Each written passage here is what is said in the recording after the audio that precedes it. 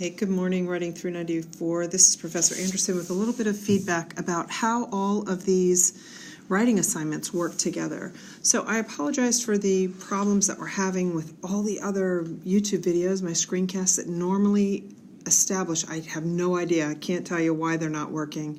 So I'm going to try to work through this other application on my iPad. This is just a quick Prezi that I put together to share with you how we can or what the connection is between all of the writing assignments. So I left a link for this in our announcements area, and if you take a look, I'm hoping this will establish. Not letting me. Here we go. So here's the big picture. This is what it all looks like. So Writing 394 has 4 writing assignments. If you take a look at the first writing assignment, which is our communication barriers, there's 2 components to it. First, identifying those communication barriers in our workplace or our home life, and then labeling them. So once we first, to identify it, we need to just consider the workspace where we are, describing the environment, like where you work, what does it look like, how many people are there, where is it located, and then identifying the inhibitors, locating 3 or 4 of them. Sometimes they're attitudinal barriers, sometimes they're noise barriers, sometimes they're cultural barriers, and sometimes they're language barriers. There's a host of them, and if you read those 3 articles, the Bell and Smith, the Jane, and the, I can't remember the third one right now, those articles that are listed in the e-resources on the sidebar of our course, you'll be able to identify them. So once you do that, you're going to, again, selecting real-world examples. You're going to recognize the barrier in your workplace, describe the situation where those barriers occur, and then label it. Identify and define which barrier it is that's impeding your communication, and then rate the overall effectiveness of communication in your location given those barriers. So that's the whole purpose of writing assignment number 1. We're finished with that. That was due a long time ago. We've done our rough drafts. We've submitted our finals. This coming Sunday, what's due is your synthesis of literature review. That's writing assignment number 2. And many of you have emailed and posted that this is quite a daunting task. You feel a little overwhelmed by this. Let me break it down Barney style for you. So the synthesis of literature review is basically a written report of selected research on the available topic. And note, it's selected research. It's ideas and opinions that others have already identified and written on. So what you want to do is do what's called secondary research. Secondary research means it's not your idea. Somebody else came up with it.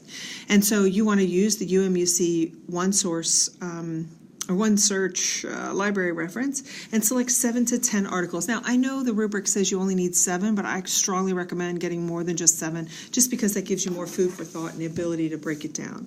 So once you've selected those 7 to 10 articles, you want to break them into categories, 3 to 4 general categories. Let's just say, for example, and I'm just pulling this right off the top of my head, that I want to select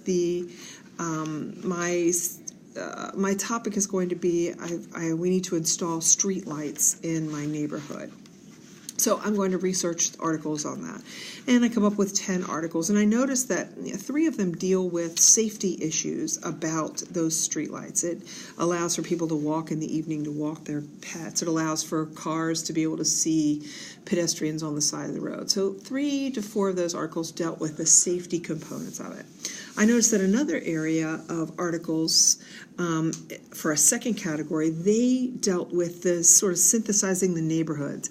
It sort of made the neighborhood look more homogeneous. It brightened up the neighborhood. It brought a little more character and charm. So it had more to do with aesthetic value than safety. And then a third component was a safety element of it on a different spectrum.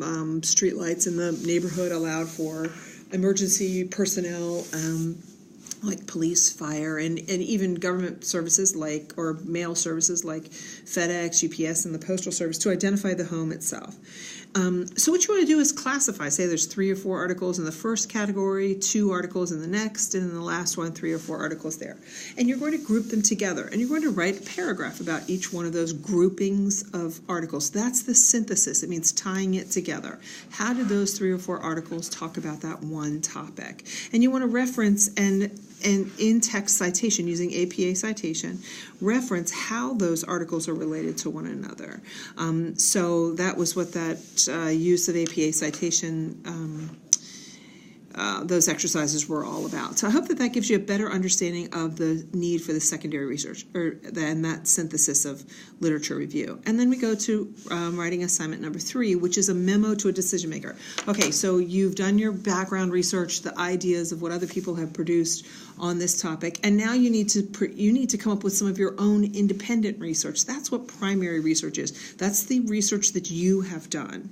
And so you want to make certain that the topic that you select has something that you have immediate access to. So if it's this, idea that I postulated about street lights in your neighborhood, well, then I would want to submit a survey to my neighbors, maybe some, collect some primary research from my local emergency department, or, something like that. Something that I can generate an understanding of the problem, because that moves us into writing assignment number 4. Now, I apologize, I just quickly put this Prezi together this morning. I haven't finished the 4th portion. You can tab through there, but I haven't uploaded our research based report components. But basically what it does, writing assignment number 1, hey, we have problems in the way that we communicate and where we work and live. That you select one of those inhibitors, and then you research that for writing assignment number 2. Inside of that one component, you identify how that is, significantly impacting where you live or where you work, and you ask a decision maker, someone who has authority to grant additional research, how you can research it. Because in writing assignment number 4, you're going to put together everything everybody else has said about it, all the information you've collected about it, and now you're going to postulate a way to resolve that problem or a possible solution. So that's the big picture of writing 394, and I hope that that was helpful. Whoops.